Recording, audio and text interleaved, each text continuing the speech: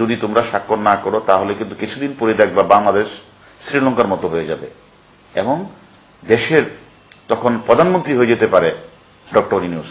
তখন কিন্তু তোমরা দেশে থাকতে পারবে না। পুনর্বহাল, চাকরিতে স্থায়ীকরণ এবং কোম্পানির লভ্যাংশে 5% শ্রমিক কল্যাণ তহবিল প্রদান এবং সহ বিভিন্ন ইস্যুতে গ্রামীণ, টেলিকম এককভাবে তাদের ইউনিয়ন, লেবার কোর্ট, হাইকোর্ট এবং সুপ্রিম কোর্টে প্রায় 190টি মামলা দায়ের করেছে এবং গ্রামীণ টেলিকম নিয়োজিত আইনজীবীগণ এবং শ্রমিক ইউনিয়নের আইনজীবীগণ, সিবিএর নেতা এবং টেলিকম কর্তৃপক্ষ এরা সবাই মিলে যুগ সাজসে গ্রামীণ টেলিকম কর্তৃপক্ষের যে মামলাগুলি ছিল সেগুলি দ্রুত নিষ্পত্তি এবং গ্রামীণ টেলিকমকে সকল দায় মুক্তি থেকে নিশ্চিত করে শ্রমিকদের বাধ্যতামূলক রিজাইন করে একটি অসম চুক্তি স্বাক্ষর করেন।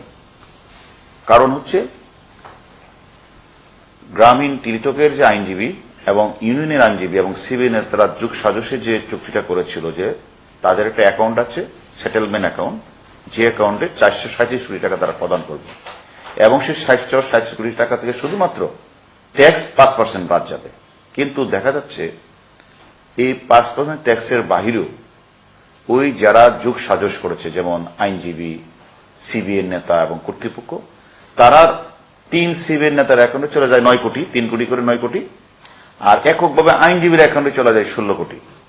এরাই মূলত যুগ সাজসটা করে তারা ইউনিয়নের অন্যান্য নেতৃবৃন্দ এবং শ্রমিকদেরকে বুঝিয়েছেন যে তোমরা যদি এই এখানে স্বাক্ষর না করো তাহলে দেখা যাবে একসময় তোমরা সেই টাকাটাই পাবো না।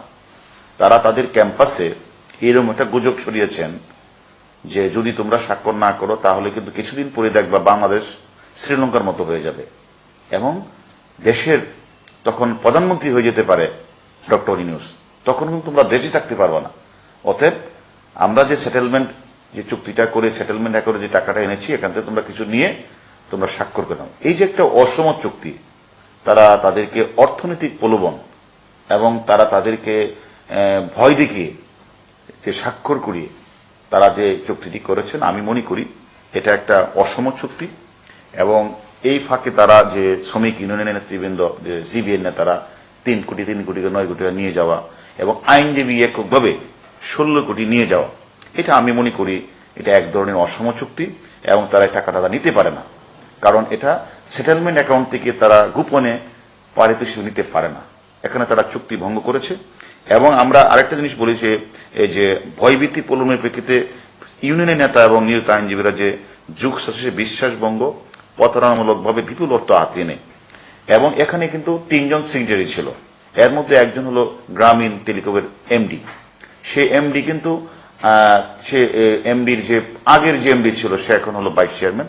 তার যুগ সাজসে কিন্তু তারা টাকাটা এইভাবে তারা গোপনে আতাত করে তারা কিন্তু এই সিবিআই নেতা এবং আইনজীবীকে তারা বন্টন করে দিয়েছেন। সেটা আমরা এই প্রেক্ষিতে সিবিআইয়ের আরেকজন নেতা মিরপুর মডেল থানায় একটি মামলা রুজু করেছেন।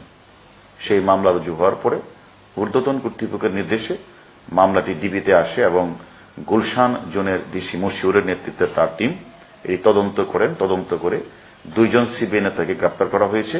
গ্রেপ্তার করে তাদের জন্য তাদের 7 দিনের রিমান্ড তারা এসেছে এবং আরো আমি মনে করি রিমান্ডে যারা এসেছে তাদের কাছ থেকে আমরা আশা করি এছাড়া আরো কারা কারা জড়িত, গ্রামীণ টেলিকম কর্তৃপক্ষের আরো কোনো কর্তৃপক্ষ জড়িত কিনা সেটা আমরা তদন্ত করব এবং তারা যে একটা অসম চুক্তি করে তারা মানে যে চুক্তিটা আসলে আইনের সাথে তারা চুক্তিটার কোনো মিল নেই এবং তারা সেখান থেকে বিপুল পরিমাণ অর্থ তারা ভাগিয়ে নিয়েছে, সেটাও আমরা তদন্ত করছি।